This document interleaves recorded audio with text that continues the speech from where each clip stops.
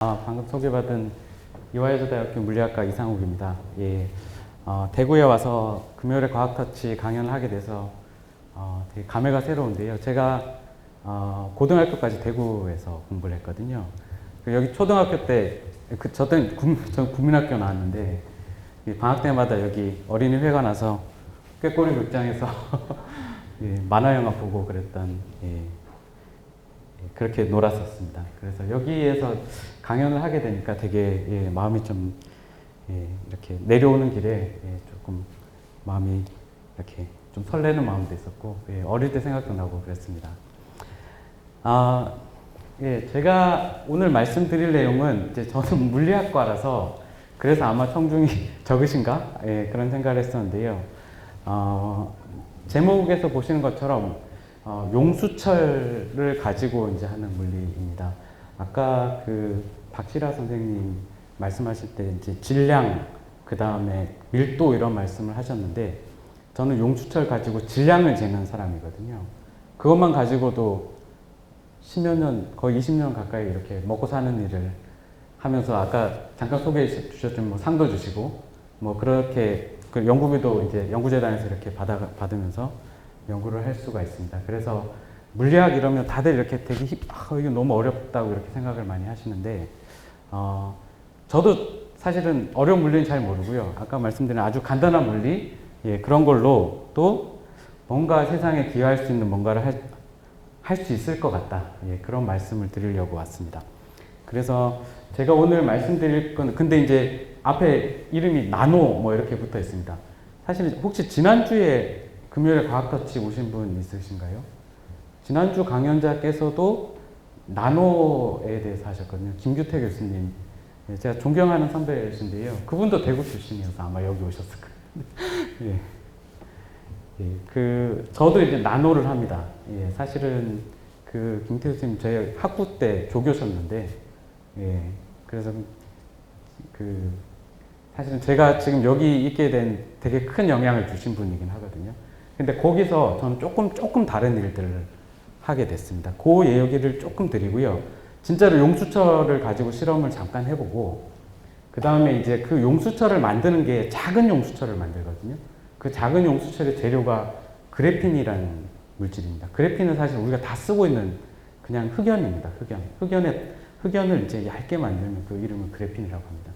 그래서 그러면 이제 그 재료를 어떻게 용수철을 만들 수 있는지에 대해서 말씀드리고요. 그리고 그걸로 이제 어떻게 정말로 작은 질량을 재는가에 대해서 말씀드리겠습니다. 근데 앞에 용수철의 물리를만 이제 딱 깨우치시면 사실 다 알고 계신 거거든요. 그것만 그냥 적용을 하면 이제 그 다음에 하는 일들은 그냥 작은 데서 일어나는 일이라고 생각하시면 됩니다. 근데 그걸 정말로 여기 제가 오늘 제목에서 갖고 온 것처럼 생명과학에 어떻게 기여할 수 있을까? 아니면 정말로 궁극적으로 인간의 생명 연장에 기여할 수 있을까? 그런 부분을 이제 마지막에 말씀을 드리고 마무리를 하겠습니다. 저는 이화여자대학교 물리학과였고요. 제 연구실 이름은 바이오 나노 전기역학 연구실 이렇게 되어 있습니다. 아까 지난주에는 아마 나노 전자 소자 연구실 이런 데서 오셨을 텐데요. 저는 거기 사이에 역학이라는 말이 있습니다. 그러니까 보통은 이제 아주 작은 나노라고 하는 게 사실 여러분들 지금 쓰고 계신 그 핸드폰, 스마트폰의 반도체들 크기가 다 이미 나노입니다. 그래서 아마 TV 뉴스 들어보시면 많이 들어보셨겠지만 그 삼성전자와 대만의 TSMC가 서로 3나노미터 경쟁을 한다. 벌써 이미 나노거든요. 그걸 가지고 트랜지스터를 만들고 메모리를 만들고 하는 것들이 이제 나노 전자 소자입니다. 근데 저는 그 소자에서 이제 하나 더 나아가서 역학적으로 얘가 움직일 수 있는 아니면 흔들리거나 힘을 가할 수 있거나 그런 시스템을 만들어서 걔가 이제 그 전기를 통하면서 동시에 이렇게 움직일 수 있는 그런 시스템들을 만들어서 공부를 하고 있습니다.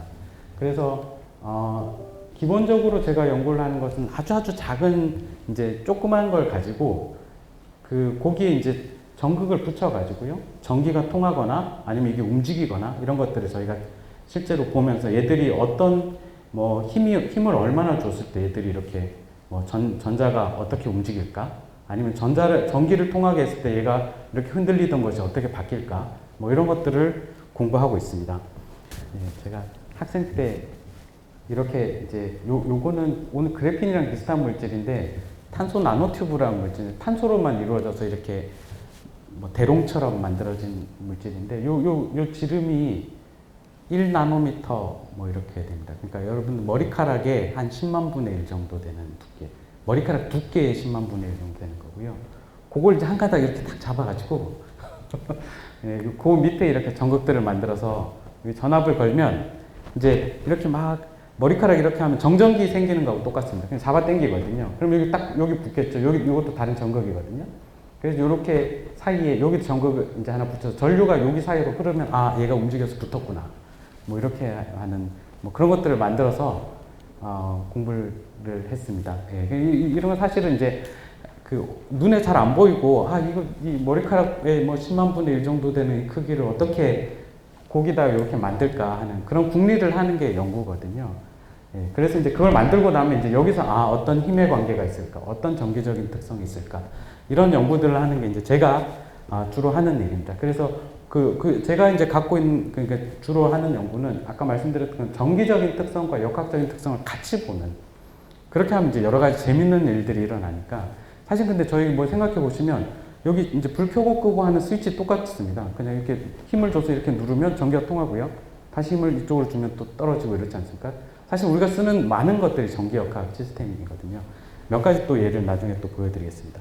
그래서 저희는 이제 여기 보시는 것처럼 조그만, 그러니까 이게 이제 반도체 소자, 이제 아까 말씀드렸던 트랜지스터나 이런 것들을 쓰는 그런 공정 장비를 쓰는데 이제 연구실에서는 삼성이나 뭐 하이닉스나 이렇게 사용하는 그런 큰 장비는 아니고요. 이제 그걸 조그맣게 만들어서 그래서 이제 대학원 실험실에서 그런 장비들을 써서 여기 보시면 아주 작은 이제 구조들을 만듭니다. 이건 다 금이고요.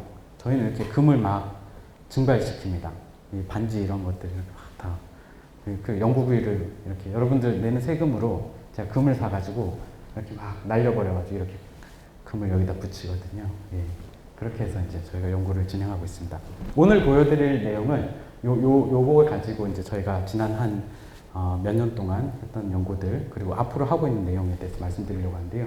요거 이제 여기 보이는 건 탄소 나노튜브라는 물질이고요. 요거는 그래핀이라는 물질입니다. 그래핀은 아까 말씀드렸지만 탄소 원자 한 겹으로 이루어진 물질이고요. 그거에 대해서 조금 이제 말씀드리겠습니다.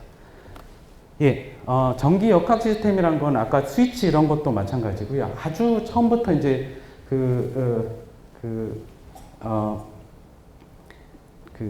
이런 연구를 한 것은 제가 뭐 처음 한 것도 아니고 아주 옛날부터 이런 연구들을 했었습니다. 그게 뭐냐면 뭐 이제 우리가 알고 있는 중력 상순이 뭐 쿨롱 상순이 이런 것도 이제 고등학생들이 여기 아무도 안 계셔가지고 예, 거기 이제 어떻게 그분들이 이제 250년 230년 전에 250년쯤 전에 실제로 이제 정전기력이 어떻게 아주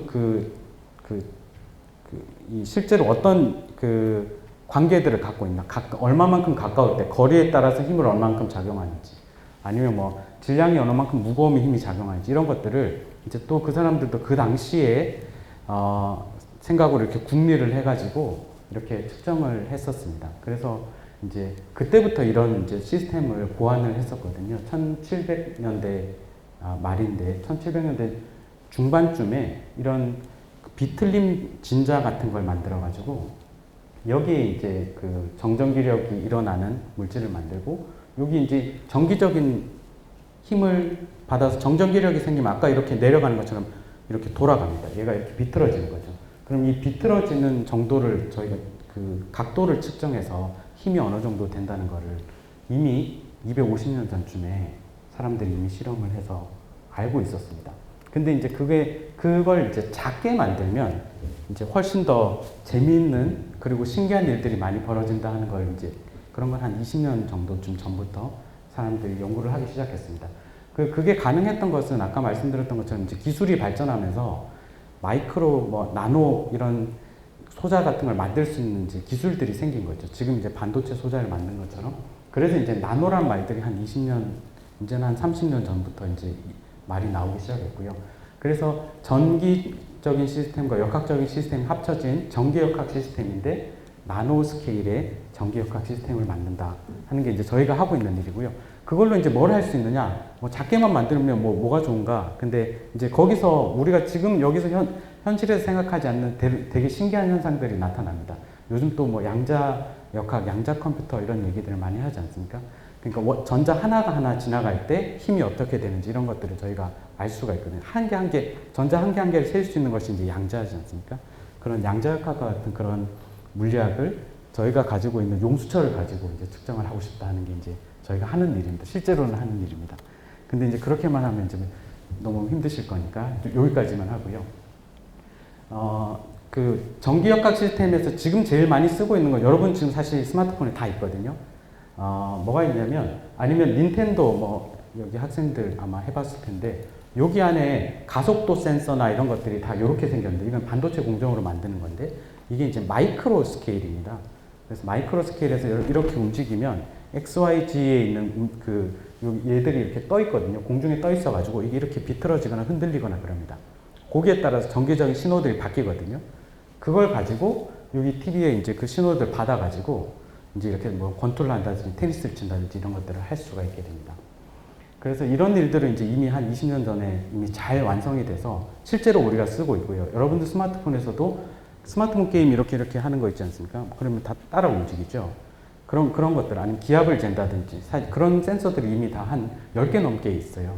실제로 그런 것들을 우리가 쓰고 있습니다. 작은 시스템으로 가면 이제 더 정밀해지는 그런, 효과를 발휘할 수가 있습니다. 그런 내용에 대해서 말씀드리려고 하고요. 그래서 이제 용수철을 제가 여기 하나 가져왔는데, 이제 물리를 잠깐 배우셔야 됩니다. 여기 오셨으니까 오랜만에. 아니, 오랜만에 물리를 한번. 요렇게 용수철이 있는데요. 예를 들어서, 이렇게 가만두면 이제 이렇게 늘어지게 됩니다. 이게 중력이 있으니까 지구가 잡아당겨서 이만큼 내려왔겠죠. 그럼 이제 여기다가 물체를 더 달게 되면 이게 쭉 이렇게 더 늘어나게 될 것입니다. 그게 이제 우리가 알고 있는 용수철의 뭐 법칙이고요. 그래서 뭐 이런 식을 씁니다. 이거 모르셔도 되고요. 하여튼 추가 무거우면 더 많이 늘어난다는 걸 우리가 알 수가 있습니다. 또 한 가지 이제 물리, 여기까지만 물리를 배우시고 그 다음은 이제 그림만 많이 나올 텐데요. 요거를 조금 잡아당겼다가 놓으면 이렇게 왔다 갔다 합니다. 여기 높은 데서 왔다 갔다 한 게 이게 여기 한 번 왔다 갔다 하는 걸 주기라고 하는데요. 이 주기가 이제 벌써 떨어졌네. 하나, 둘 이렇게 왔다 갔다 할 수 있습니다. 여기에다가 줄을 하나 매달면 아까 이렇게 왔다 갔다 하는 이 주기가 길어질까요? 짧아질까요? 질문입니다. 짧아져요. 한번 해볼까요? 제가 줄을 안 갖고 와서 이걸 한번 달아볼게요. 이걸 달면 추처럼 무거워지겠죠?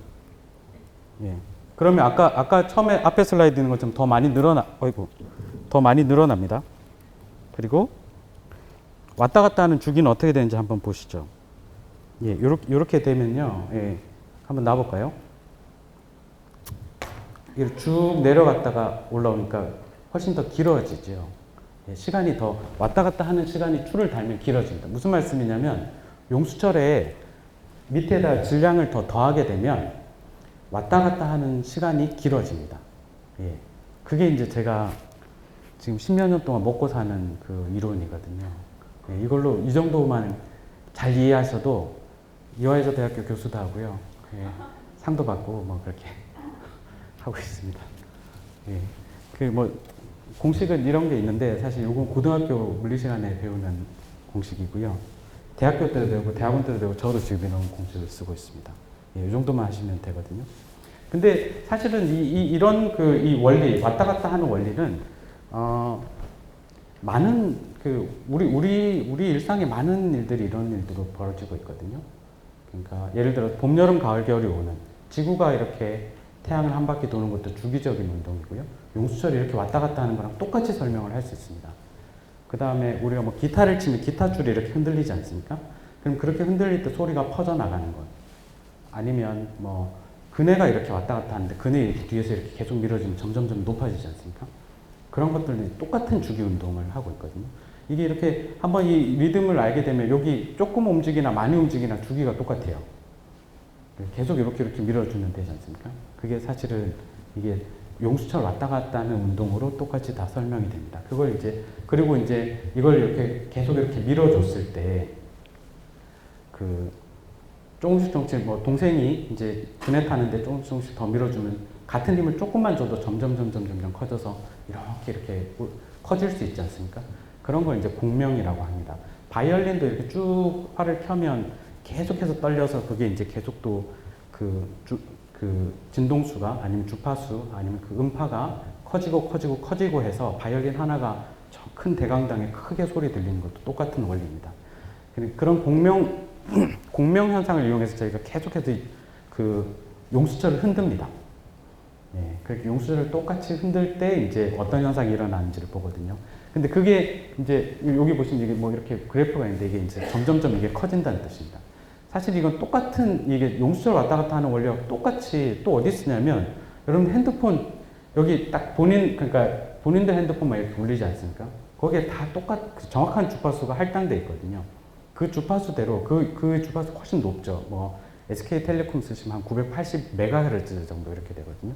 그러면 거의 한 1초에 10억 번 왔다 갔다 하는 그런 전파가 여러분들한테 가는 거예요. 그럼 이제 그만큼 똑같이 울리면 이제 커지는 거죠. 신호가 커져가지고 전화가 오는 겁니다. 그러니까 전파도 사실 똑같이 설명할 수 있습니다. 그래서 사실은 용수철이 왔다 갔다 하는 원리만 알면 물리의 여러 현상들을 다 같이 이해할 수 있거든요. 그렇지만 학생들은 이렇게 물리를 되게 어려워합니다. 예. 근데 그걸 다 깨우칠 때까지는 조금 시간이 필요한 것 같아요. 예. 여기서 공명의 현상을 이용해서 제일 많이 보시는 게 이런 이제 소리가 안 들립니다. 제가 이거를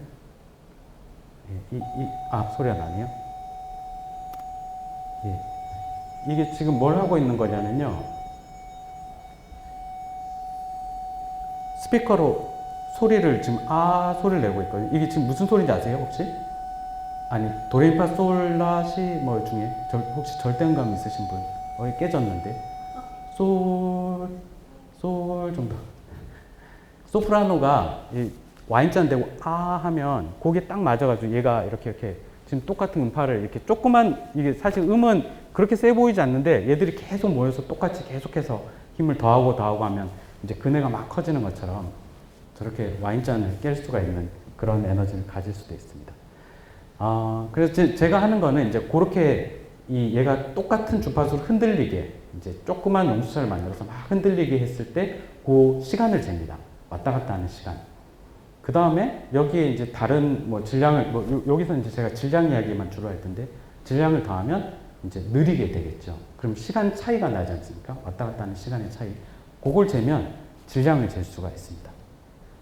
그러니까 몸무게를 그렇게 잴 수도 있는 거죠. 예, 그걸로 이제 어떤 재밌는 일을 할 수 있는지에 대해서 말씀드리려고 합니다.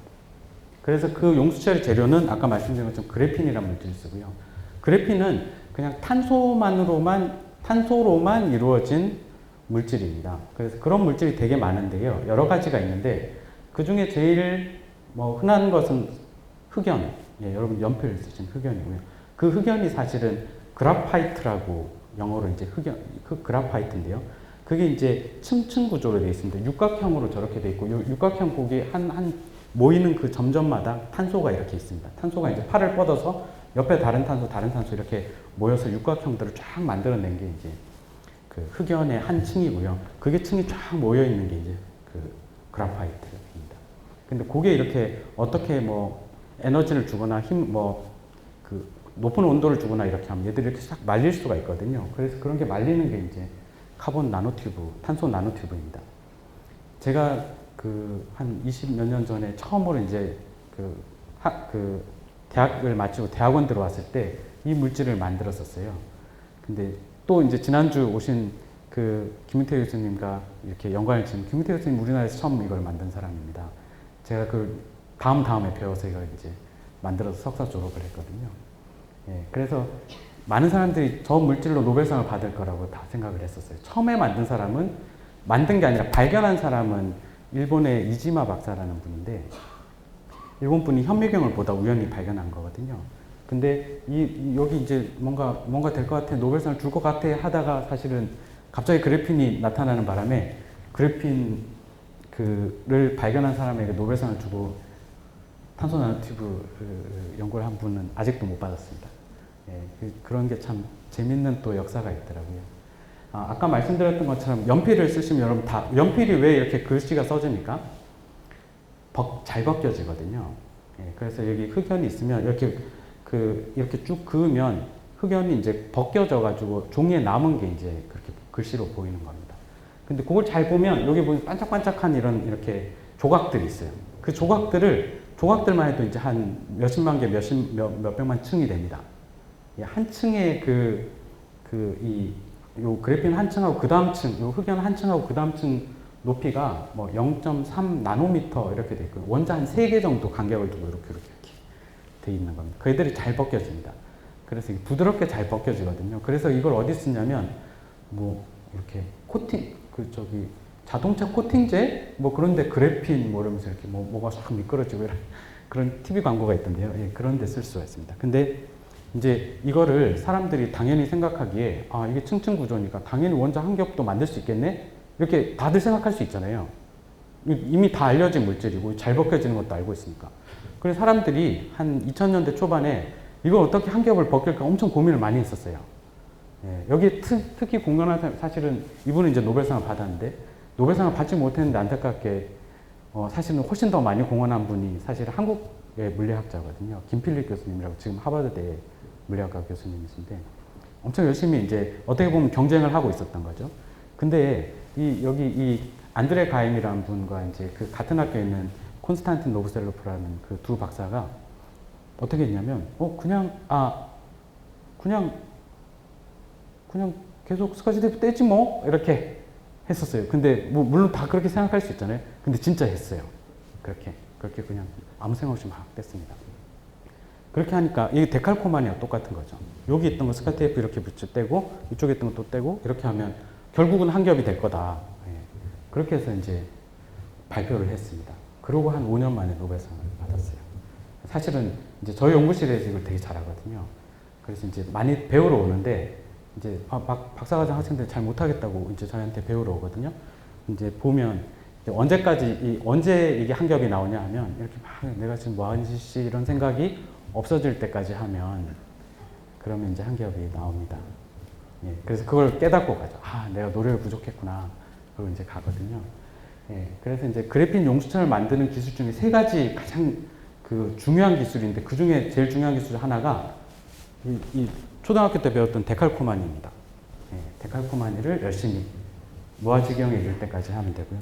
두 번째 기술은 용수철을 만들려면 틀이 있어야 됩니다. 마치 이제 아까 보여드렸던 것처럼 실로폰처럼 이렇게 그래핀을 이렇게 매달 거거든요. 그래서 흔들 건데 그런 매다는 그런 구조를 만들 때 반도체 공정을 쓰거든요. 근데 사실 여러분들 TV에서 반도체 공정하면 막 이런 웨이퍼 뭐 이렇게 둥그런 거 있고 막 엄청 복잡하게 그림 그려져 있고 갑자기 기계가 와서 바바바바박 뭔가 금선을 막 연결합니다. 그거 보면 뭔가 이게 약간 그게 이제 뭔가 대표적인 반도체 느낌 이런 느낌인데 사실 그거 만드는 기술은 저희가 이미 다 배웠어요.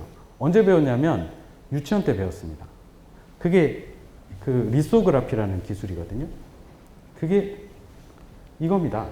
네.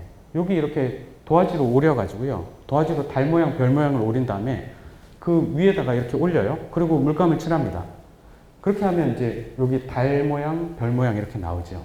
달 모양, 별 모양 대신 이제 반도체 채널을 만들고 전극을 만들고 하는 게 이제 리소그라피의 원리입니다. 그러니까 그걸 작게 하는 거죠. 그거밖에 없거든요. 근데 그거 언제 했냐면 판화할 때도 했었고요. 판화 이렇게 고무판 이렇게 해서 잉크가 어떤 부분을 묻고 어떤 부분을 안 묻지 않습니까? 도장도 마찬가지고. 사실 우리가 이미 다 알고 있는 기술을 작게 만들어서 그 대신에 이제 여기에 이런 판 대신 이제 화학 물질을 쓰고요.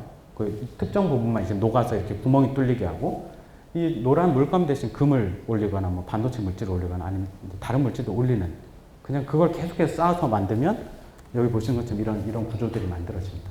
근데 기본적인 원리는 아까 말씀드렸던 것처럼 유치원 때 배운 기술입니다. 이 2가지 기술을 우리가 이미 다 알고 있던 기술입니다. 또 마지막에 이제 가장 중요한 기술 중에 하나가 그렇게 만들고 한 겹을 만들고 한 겹 그래핀을 만들고 여기 이제 틀을 만들어 놨습니다. 그럼 이걸 이제 여기다 올려야겠죠. 이렇게 그래핀 한 한 겹 있는 걸 여기다 올려서 띄워요. 저희는 이제 공중에 띄워야 되니까 공중에 띄우려면 이렇게 잘 올려야 되지 않겠습니까? 다리 이렇게 기둥을 만들고 그 위에 다리판을 만드는 것처럼 옮기는 기술이 필요합니다. 이것도 이제 사실은 여러분들이 다 배웠어요. 초등학교 전에 이거 다 하셨잖아요. 예. 풍선껌 사면 그렇죠. 여기 플라스틱 여기 판박이 피카츄 나옵니다. 예. 그럼 그거 이렇게 잘 여기다 옮겨가지고 이렇게 문질러요. 그리고 싹 떼면 여기에 붙죠. 그러니까 똑같이 여기 비닐 필름을 그래핀에다 먼저 붙인 다음 떼요. 그러니까 지금 아직 검정이에 있는 피카츄죠. 근데 그 다음에 여기 먼저 만들어진 여기 울퉁불퉁한 여러분들 손에 올려가지고 잘 이렇게 문지른 다음 딱 뗍니다. 여기 되게 중요한 기술이 있어요. 힘을 잘 주고 이렇게 또 이렇게 문지르니까 온도를 잘 맞춰야 됩니다. 똑같거든요. 그 기술을 잘 써서 이렇게 만들면 이제 여기 보는 것처럼 이제 이렇게 구조를 만들어낼 수가 있습니다. 그래서 지금 이렇게 만든 기술은 다 초등학교 이전에 배웠던 기술을 저희가 사용하는 거거든요. 물리가 정말 쉬운데 사실은 실험 물리학은 초등학교 때 배웠던 기술과 아까 보여드렸던 요것만 가지고도 잘 할 수 있습니다. 그래서 너무 이렇게 부모님들도 계시고 뭐 또 아마 뭐 조카나 아니면 뭐 다 있으시면 물리가 제일 쉽더라. 이렇게 실제로 좀 이따가 이제 혹시 질문하시면 그 내용에 대해서는 더 말씀드리겠습니다. 그래서 이제 그 용수철을 만들었어요. 그 다음에 이제 요게 이제 그래핀 이렇게 공중에 떠 있는 스프링이라고 한번 실로폰처럼 생각하시면 됩니다. 이게 실로폰이 아까 말씀드렸던 것처럼 조그만 힘을 줘가지고 계속해서 흔들리게 할 수 있습니다. 그 방법은 뭐 요 밑에를 이렇게 흔들어도 되고요. 아주 작은 힘으로 흔들어도 되고, 아니면 아까 보여드렸던 것처럼 정전기력을 줘서 똑같은 정전기력을 주기적으로 막 줘가지고 흔들게 할 수 있습니다. 그렇게 이제 막 흔들게 해놓는 거죠. 그런 다음에 질량을 이렇게 뭔가 물체를 올리면 무거워지니까 이렇게 왔다 갔다 하는 주기가 더 늘어나게 됩니다. 시간을 더 늘어나게 할 수 있습니다. 제가 이거 왜 근데 질량을 그냥 저울에 올려서 재면 되지 왜 이렇게 재냐 생각하실 수 있잖아요. 집에 다 체중계 다 있으신데, 근데 한번 생각해 보세요. 아주 작은 질량의 차이를 어떻게 잴까를 생각해 보시면 이게 쉽지가 않아요. 근데 사람들이 정말 지금까지 과학자들도 너무너무 잘하고 있는 게 뭐냐면 시간의 차이를 어마어마하게 한 차이를 정확하게 측정할 수 있습니다. 여러분들 시계 보시면 여기 이게 되게 정확하지 않습니까? 여기 보통 시계, 여기 제 시계는 써져 있는데 콜츠라고 써져 있거든요. 이 콜츠가 상표가 아니에요. 콜츠 수정이거든요, 수정이 수정 진동자인데 이게 1초에 얘는 한 1억 번 정도 떨거든요. 그러면 1초에 1억 번 떠는 걸 1초라고 하면 얘의 정밀도는 1억 분의 1초만큼 정확하죠. 지금 사람들이 시간의 변화 측정하는 정확도가 지금 우주의 나이분의 1초 정도만큼 더 정밀하게 잴 수 있거든요. 그러니까 우리가 시간의 차이를 재는 건 훨씬 정밀하게 잴 수 있습니다. 근데 그게 정확하게 질량 차이하고 우리가 비례하게 되는 걸 우리가 알고 용수철을 쓰면 알게 되니까, 그래서 이제 용수철이 왔다 갔다 하는 시간을 재서 질량을 재는 게 이제 저희가 하고 있는 일입니다. 저희 혼자만 하고 있는 거 아니고요. 여러 사람들이 지난 한 20년에 걸쳐서 이런 일들을 했습니다. 그래서 아까 말씀드린 건 반도체 공정을 써가지고, 이게 실리콘이거든요. 실리콘을 가지고 반도체 공정을 써서 이렇게 공중에 뜬 다리 구조를 만들어서 이렇게 흔들어서 뭐 질량 차이를 여기 보시면 10의 마이너스 18승 그램, 아토그램, 못 들어보셨죠? 이런 우리 10의 9승이 10억 번이고 10억에 10억승 분의 1 그램입니다. 그 정도 좀 변화하는 거고요. 지금 이제 가장 정밀한 기록이라고 주장하고 있는 소자는 어느 정도를 갖고 있냐면 얘가 질량 변화를 1.7 욕토그램, 욕토는 사실 물리하는 사람도 잘 못 들어본 값이거든요. 10의 마이너스 24승 그램인데요. 이게 어느 정도냐면 양성자 하나 질량 정도 됩니다. 원자 한 개, 제일 작은 원자 한 개를 구분해낼 수 있을 만큼 우리가 질량을 잴 수 있다는 게 사람들이 지금 하고 있는 일입니다. 그만큼 아까 지금 제가 처음 어디서 시작했냐면요. 정기적인 특성과 역학적인 특성을 잘 이렇게 조합하면 아까 닌텐도 이런 것처럼 아니면 여러분 지금 쓰고 있는 그 센서들이 엄청 정확하거든요. 근데 그걸 엄청 더 작게 만들면 그것보다 더 한 1000분의 1, 10,000분의 1 더 작게 만들면 아까 같은 원자 한계까지도 잴 수 있다 하는 게 이제 그게 이제 어느 정도 한계다 아니면 더 잘할 수 있다 뭐 이런 것들을 지금 사람들이 막 논쟁을 하고 있습니다. 근데 저 측정은 이제 아주 극한의 환경에서 측정한 거거든요. 뭐 아주 낮은 온도에서 다른 에너지가 못 들어가게 하고 막 많은 그 힘든 일을 했었어요. 근데 이제 저희도 이제 이런 구조를 만들고 있으니까 한번 그냥 우리도 해보자. 네, 그렇게 해서 저희가 이제 실험을 해봤습니다. 그래서 이제 저희는 그냥 상온에서 측정을 했어요. 그럼 상온에서 측정한다는 건 사실은 여기가 뭐 한 27도 뭐 이 정도 되면 이게 사실 되게 큰 에너지를 갖고 있거든요. 이 작은 물질에 대해서는. 그게 어떤 정도냐면 사실 여러분들 이렇게 모두 다 가만히 있는 것 같지만 여기 있는 원자들이 열심히 떨고 있어요. 제가 에너지를 주지 않아도 얘들이 막 떨고 있어가지고 막 이렇게 왔다 갔다 합니다. 그러니까 원래 이제 제가 스프링 용수철 이렇게 왔다 갔다 하는 거에 다른 영향을 주는 에너지들이 많이 있는 거거든요. 근데 그런 상황에서도 그러니까 그러면 좀 측정이 하기가 좋지 않은 상황인데 그런 상황에서도 저희가 해보니까 비슷하게 똑같이 이제 막 흔들다가 질량을 넣어보니까 느려지죠. 그걸 통해서 이제 계산을 해보니까 여기 이상한 숫자가 나와서 죄송한데요. 아까 말씀드렸던 양성자 질량의 한 14,000배, 10,000배 정도 되는 질량을 우리가 한 10,000개 정도 원자가 있는 것들을 우리가 구분해낼 수 있겠다 하는 게 이제 초기에 이제 저희의 그 연구 결과였습니다. 근데 그런 걸 하다가 사실 좀 이상한 일을 좀 한번 발견을 했었는데요. 이게 지금 벌써 한 7년, 8년쯤 전의 일입니다. 근데 이제 저희 이제 연구실 학생이 다른 일을 해보다가요. 여기 이제 아까 말씀드렸지만 여기 노란 게 이제 금이거든요. 금이 이제 전기가 잘 통하니까 전기를 이렇게 쭉 통하게 해봤어요. 근데 그라파이트는 흑연은 전기도 잘 통합니다. 토마스 에디슨이 이렇게 흑연 가지고도 막 이렇게 전구 필라멘트 만들려고 막 그러지 않았습니까? 근데 그런 일이 생겨버린 거죠. 이게 전류를 막 흘리다 보니까 저희 학생이 그냥 막 아무 생각 아니지만 그냥 막 전압을 많이 올렸어요. 많이 올리니까 갑자기 이렇게 막 빛이 났습니다. 그래서 근데 이게 사실은 생각해보면 이거 아무 일도 아니거든요. 아까 지금 제가 말씀드렸지만 백열전구 불 켜지는 거하고 똑같은 원리입니다.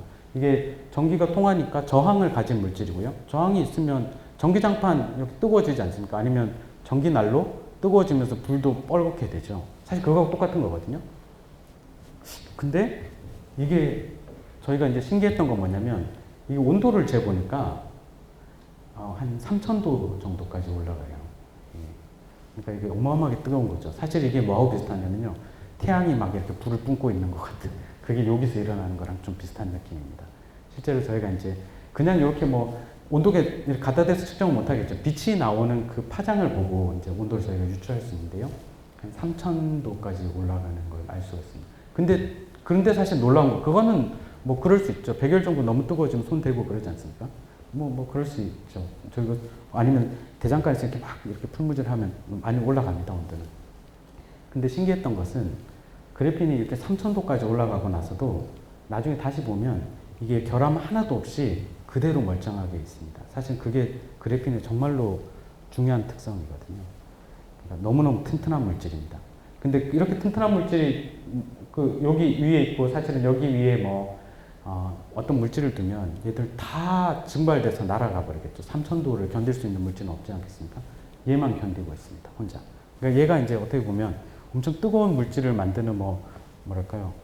핫플레이트 같은 그런 것들이 이제 된 거죠. 그걸 가지고 이제 저희가 이거 되게 재밌네 하면서 이제 연구를 해가지고요. 논문도 좋은데 쓰고요. 뭐 이런 붙은 논문에도 쓰고요.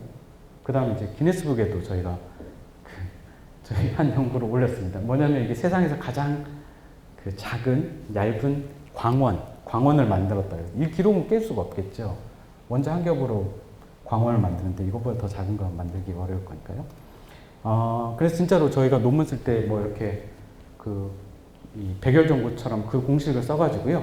아니면 태양에서 빛내는 그런 공식을 써가지고 그렇게 설명을 했습니다. 근데 제가, 그래서 진짜 이거 보시면요. 이거 실제로 저희 실험실에 찍은 건데, 여기 보시면, 여기 보이시나요? 여기 조그만 점, 반짝반짝 하는 점. 눈으로 볼 수가 있어요. 그러니까 진짜 원자 한 겹에서 빛이 나오는 걸 저희가 직접 볼 수가 있습니다. 근데 제가 왜 이걸 보여드리냐면 갑자기 용수철 이야기 하다가 용수철 다시 돌아가는 거거든요. 저희가 용수철, 이 작은 스케일의 용수철을 만들면 반도체 소자들 아니면 지금 쓰고 계신 그런 것들도 다 어디서 나오냐면 뭐 많은 유기 물질들을 씁니다. 그러니까 뭘 하냐면 아까 말씀드린 것 별 모양, 달 모양 만든 것처럼 회로 모양을 만들 때 그 틀이 다 이제 유기 물질이거든요. 그리고 그걸 녹여내는데 유기 용매를 쓰고 마지막에 물에서 올라옵니다. 물에서 나오거든요. 그러면 거기에 유기 용매 찌꺼기, 물 찌꺼기 이런 것들이 있어요. 아무리 깨끗하게 만들어도. 그것 때문에 이 용수철이 처음부터 무겁거든요. 그래핀만 가지고 있지 않고 무거운 물질을 갖고 있죠. 사실은 많은 연구하는 지금 그 그래핀, 저처럼 이런 연구 아니고요. 뭐 순수한 전기적인 특성 아니면 양자역학적인 특성 이런 연구들을 많이 하는데 그런 이제 구조들을 만들고 났을 때 그 위에나 아래에 그렇게 생기는 그런 찌꺼기들 때문에 원래 가지고 있는 그 고유한 특성을 측정하지 못해서 되게 많은 어려움들을 가지고 있거든요. 근데 저희도 똑같이 이제 그런 어려움들이 있는 거죠. 얘가 무거우니까 원래 갖고 있던 고유한 질량을 측정하는 그 정밀도보다 못합니다. 근데 아까 말씀드린 것처럼 이렇게 그냥 계속 전압을 올려가지고 확 이렇게 불이 켜지게 하면 다 타서 날아가는 거죠. 다 없어져요. 엄청나게 깨끗한 물질이 이제 생기게 되는 거죠. 그렇게 해서 측정을 해봤더니 저희가 상온에서 아까 지금 14 정도였는데 그거에 하나, 둘, 100배 정도 더 정밀하게 측정을 할 수가 있었어요. 이 상온에서 측정한 거거든요. 그러니까 여전히 이제 거기 그 뭐 세계 기록 아주 저온에서 극저온에서 측정하고 했던 것보다 한 100배 정도 좀 차이가 있지만 이 정도면 사실은 웬만한 것들은 다 구별해낼 수 있는 질량을 구별할 수 있는 능력을 가진 소자가 됐습니다. 그래서 이걸로 뭘 할까를 막 고민을 했었어요. 그래서 뭐 사실 아무거나 다 할 수 있다. 뭐 가스 센서, 아주 유독한 가스가 만약 여기 오면 이거 진짜 분자 한 개만 가지고 잡아낼 수 있으니까 이런 거 하면 되지 뭐 그랬는데 다들 별로 안 좋아하셨어요. 예, 그래서 이제 한동안 이걸 하고 나서 그 다음에 이제 정말 뭔가 응용을 해봐야지 하면서 제가 이렇게 연구 제안들을 막 해서는 다 떨어졌었습니다. 그래서 엄청 막 상심을 하고 있었거든요. 그랬는데 이제 저랑 이제 같이 뭐 이렇게 공부했던 친구가 이제 외국에 이제 네덜란드에서 이제 연구를 하고 있는데 그 친구가 이제 단백질 관련된 일을 하고 있어요. 단백질이 어떤 거냐면 한 10년쯤 전부터 게놈 프로젝트라고 혹시 들어보신 게 그 DNA를 시퀀싱 하지 않습니까? A, G, C, T 뭐 이렇게 돼 있는 그래서 이제 사람의 DNA 이런 것들은 완전히 다 분석이 되어 있는데요. 그 게놈 프로젝트처럼 단백질도 이렇게 쭉 체인으로 돼 있거든요. 그게 아미노산으로 쭉 이어져 있습니다. 인간의 아미노산이 20개의 다른 아미노산을 가지고 있거든요. 걔들이 이렇게 다 조합이 돼 있는 게 이제 결국 단백질로 이루어진다고 제가 이제 한 3년쯤 전부터 공부하고 있습니다. 예, 그 전에 제가 생물학은 고등학교 때 배우고 한 번도 배운 적이 없거든요. 근데 이제 저희 친구가 이제 같이 이런 연구를 너가 갖고 있는 저울로 한번 해보면 좋겠다. 그래서 이제 연구를 시작하게 됐어요. 그래서 이제 생물학을 공부하게 됐는데 생물학은 정말 재미있더라고요. 예, 너무나 빨리 발전을 하더라고요. 제가 공부했을 때 생물학과는 전혀 다르게 너무나 많은 새로운 것들이 있어서 재밌기도 하고 어렵기도 하고 뭐 그랬습니다. 근데 이제 제가 이제 공부한 거로는 공부해서 이해하기로는 인간이 아미노산은 20개가 있는데 그 아미노산 분자량이 다 다릅니다. 그 말은 아미노산 하나하나가 질량이 다 다른 거죠. 저는 그 질량을 구분할 수 있는 저울을 갖고 있으니까 이걸로 한번 얘들이 단백질 그 순서가 아미노산 순서가 어떻게 되는지 한번 구분해 보자. 그런 생각을 하게 됐습니다. 이게 한 10년 전부터 이제 정말로 많은 사람들이 이제 이런 연구를 하고 있는데요. 잘 되면 당연히 이제 뭐 노벨 생리학상 이런 것도 받을 거고, 그 돈도 아주 많이 벌 겁니다. 왜냐하면 사람들이 모르거든요. 이게 단백질이 어떤 그 아미노산 서열로 처음부터 끝까지 이루어져 있는지를 아무도 몰라요. 예, 근데 그 말은 뭐냐면 우리 되게 인간이 중요한 단백질들이 있지 않습니까? 눈을 만들어내는 단백질. 그 중에 딱 얘가 명령을 하는 단백질들이 있대요. 있답니다. 저도 사실은 이렇게 친구한테 이렇게 배운 거라서요. 아니면 뭐 암세포를 만드는 단백질 이런 것들. 그런 것들이 이제 어떻게 생겨나고 아니면 걔들이 어떻게 단백질 변화해 나가고 이런 것들에 대한 관심을 상당히 많이 갖고 있다는 것을 이제 같이 연구하면서 알게 됐죠. 그래서 이제 저는 뭐 어쨌든 그걸 이제 이제 새로운 방식으로 제안을 해서 그래서 이제 연구를 시작하게 됐습니다. 그래서 여러 가지 방법들을 쓰고 있는데요. 제일 많이 쓰는 거는 이제 뭐 형광 분석법이라고 해서 여기 특정한 아미노산에다가 형광 물질을 붙여서 형광 현미경이라는 걸로 이렇게 반짝반짝하는 걸 쳐다보는 뭐 그런 일들을 하는데 뭐 어느 정도 성과 지난 10년 동안 조금씩 성과가 있었던 것 같습니다. 정기적으로 측정하는 방법도 있고요. 여기 이제 단백질 쭉 잡아당겨 가지고 여기 이렇게 구멍에다 이렇게 싹 지나가게 되면 여기 아미노산 하나하나 지나갈 때마다 이 정기적인 신호가 달라질 수 있겠다. 뭐 그래서 구분해내려고 하는 사람도 있고요. 근데 이제 저희가 제안한 것은 이제 아주 정확한, 지금은 쟤를 하나하나 다 구분해낼 만큼의 정밀도는 안 됩니다. 아직까지 연구를 하고 있는 거거든요. 그래서 그렇게 만들어서 여기 하나하나 이렇게 집어 던져서 질량이 변하는 것들을 우리가 시간이 아까 말씀드렸던 것처럼 왔다 갔다 하는 시간이 달라지는 걸 실시간으로 쳐다봐서 얘들을 구분해내자 하는 게 이제 저희가 제안한 과제입니다. 그래서 지난 한 4년 동안 연구를 하고 있고요. 사실은 이거는 진짜 처음에 이제 저희가 과제를 제안할 때 이 과제는 이제 NRF에서 직접 지원을 받은 거 아니고 우리나라 과기부에서 이제 지원을 해주는 국제 기구가 있는데요. 휴먼 프론티어 사이언스 프로그램이라고 하는 국제 기구가 있는데 거기에서 이제 전 세계 사람들에게, 전 세계 과학자들에게 공모를 합니다. 정말 아주 창의적인 아이디어를 갖고 있고 생명과학에 기여할 수 있는 연구를 제안을 하면 되게 자유롭게 연구를 할 수 있는 그런 그런 연구비를 주는 그런 기관이거든요. 그래서 처음에 저희가 저희 친구랑 제안을 할 때는 이게 그냥 만화예요. 그냥 이렇게 제가 그림입니다. 이게 정말 될까? 사실 몰랐죠.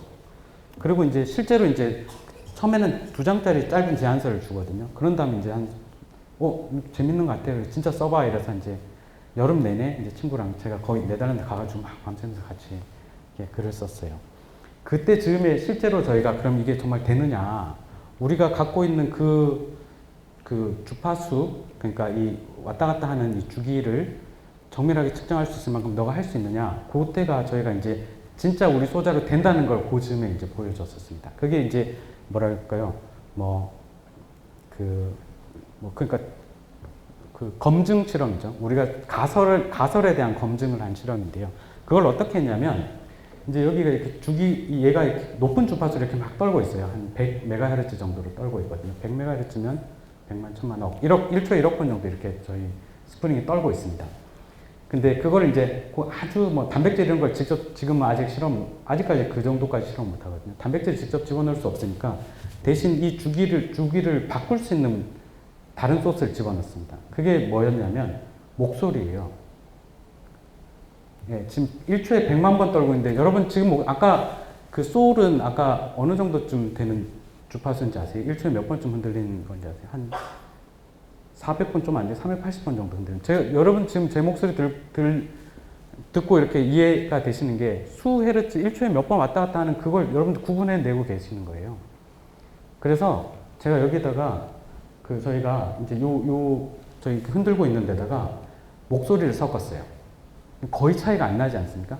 그런 다음에 얘가 목소리만 빼내가지고 얘가 이제 센서로 그냥 왔다 갔다 하는 이 바뀌는 시간을 그 차이를 이제 저희가 그냥 스피커로 받았어요. 그래서 이제 이 소리가 납니다. 한번 들어보시겠어요? 이런 소리가 납니다. 지금 이게 여기다 섞은 것들만 구분해내고 있는 거거든요. 이게 누구 노래인지 아세요? 어떻게 알았어요? 이거 모르셨어요? 저도 처음에 몰랐습니다. 저희 학생이 넣어가지고요.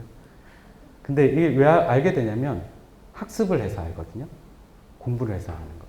그게 뭐냐면 이게 원본 소리고요. 이게 저희가 실제로 이 소자를 통해서 나온 소리입니다. 그러니까 아니 신호입니다. 신호. 이제 질량만큼 차이가 나는. 그러니까 사실 저희가 진짜 질량을 넣지 않지만 대신 이제 그 이 주파수를 바꾼 거죠. 근데 이거 보시면 엄청 노이즈가 심해요. 아까 들으셨어도 치치 하잖아요. 실제로 이런 정도의 측정이면 사실 구분 못 하는 거거든요. 근데 우린 그 소리를 알아요. 싸이라는 것도 알고. 왜 아냐면 학습을 하기 때문이죠. 그러니까 실제 측정을 가지고는 이게 잘 안 돼요. 그래서 저희가 학습을 해야 되는구나. 그러니까 머신러닝을 씁니다. 그러니까 사실은 AI 뭐 이런 인공지능 이런 말씀하시잖아요. 그게 컴퓨터공학과에서만 하는 게 아니거든요. 그냥 그건 툴이니까 저희가 쓸 수 있습니다. 그래서 이게 보시면 좀 힘드시겠지만 뭐냐면 아까 그런 신호들을 계속 다 학습을 시켜요. 그래서 이제 치치 하는 것들을 이게 어디에서 나오는 신호구나 이런 것들을 막 학습을 합니다. 그런 다음에 진짜 이게 질량에 의해서 변하는 그 주파수만 뽑아내요. 그게 된다는 걸 이제 작년에 이제 보여줬습니다. 그래서 사실 제가 물리학을 하지만 지금 뭐 이렇게 추구하는 건 뭐 생명과학 하는 사람하고 하고요.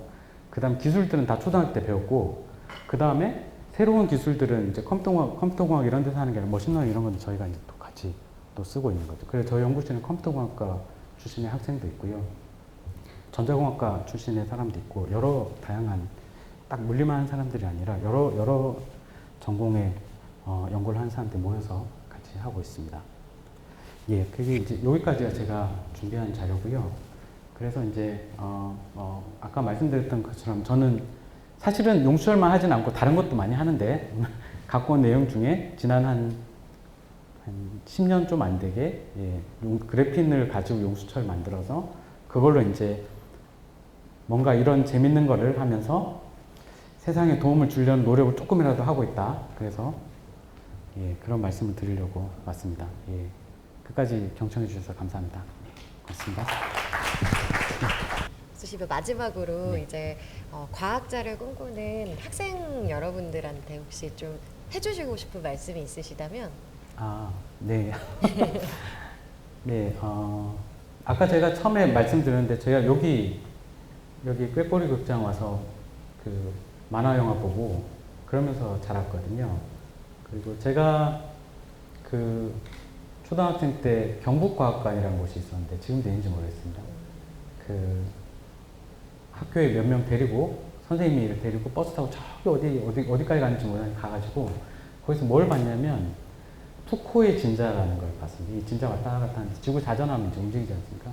그거 보고 그 다음에 저기 별 이렇게 영사계로 투영해가지고 이게 무슨 별자리 이런 걸 보다가 집에 왔어요.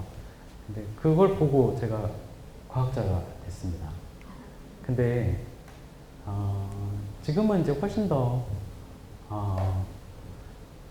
예전보다는 이제 과학을 접할 수 있는 이런 기회도 있고요. 과학을 접할 수 있는 기회가 많이 있는 것 같고요. 그런 기회들을 잘 활용을 하면 사실은 아까 제가 말씀드렸지만 특히 이제 기초과학 특히 물리학 되게 어렵게 생각하고 사실은 물리학과에 지원하는 학생들 수가 점점점 줄어들고 있습니다. 근데 사실은 미국이나 유럽이나 다른 데는 그러지 않거든요. 아직도 아주 똑똑하고 정말로 열정적으로 뭔가 호기심이 많고 이런 학생들이 물리학, 화학, 하여튼 기초과학들을 많이 연구를 하고 있는 것 같아요. 근데 저는 학생들한테 그렇게 얘기를 하거든요. 대학 때 와서 이제 공부를 하는 것은 정말 자기의 상상력을 막 끝까지 펼칠 수 있는 그런 일들을 하면 되는 것 같아요. 지금 여기 보신 것처럼 그 상상력이 어디서 시작하냐면 유치원 때 가지고 있는 경험으로 시작해서 저희 노벨상도 받고 이런 일들이 다 지금 제가 하고 있는 일도 다 그런 데서 펼쳐지고 있거든요. 그래서 사실 이게 너무 어렵고 힘들다 이렇게 생각을 하지 마시고 그냥 내가 갖고 있는 그 뜻을 마음껏 펼칠 수 있는 곳이 사실은 대학에 와서 할 수 있는 전공이라고 생각을 합니다. 그리고 거기서 이제 학위를 받고 밖에 나가면 그때 갖고 있던 그런 상상력을 펼쳤던 경험으로 다른 걸 해도 되거든요. 꼭 과학을 계속해서 할 필요는 없죠. 근데 그렇게 그런 경험을 해봤던 내가 갖고 있는 상상력을 진짜 끝까지 펼쳐보는 그런 일들을 해보면 어디 나가서도 되게 사업을 한다든지 아니면 다른 일을 하더라도 되게 잘 하더라고요. 제가 보니까. 근데 그래서 이제 말씀드리고 싶은 것은 물론 저보다 더 선배 과학자 선배님들은 더 힘드셨어요. 사실은 뭐 전후에 정말 실험이나 이런 거 아무것도 모르고 이제 미국 가셨다가 저희 지도 교수님 정말로 그러셨다고 그러는데 뭐 똑똑한데 너 너무 실험을 모르니까 실험을 좀 배워라. 그렇게 해서 이제 실험을 처음 하셨다고 뭐 그런 말씀을 하시거든요. 근데 저도 이제 어느 정도 나이가 되고 이제 자라나는 세대들 보면 지금 훨씬 더 많은 기회가 있다고 생각합니다. 아직도 뭐 기초과학의 지원이 뭐 부족하고 또 줄어들 수도 있다고 이런 말도 나오고 하지만 훨씬 더 제가 경험했던 것보다 또 더 나아지고 있는 환경이 더 나아지고 있다고 생각하거든요. 그러면 그걸 최대한 잘 활용해서 자기의 상상력을 펼칠 수 있으면 뭘 해도 좋을 거라고 생각합니다. 꼭 뭐 물리학이 아니라도 그렇지만 물리학이 그렇게 어렵지는 않다는 게 제가 사실은 정말 말씀드리고 싶은 메시지 중에 하나입니다. 물리학이 시간이 그렇게 되시면 어렵지는 않다. 예, 아까 보신 것처럼 재밌는. 이 정도만 하면 아까 소개해 주신 것처럼 상도 받고 연구비도 많이 받고 직장도 없고 뭐 그렇게 살 수 있는 것 같습니다.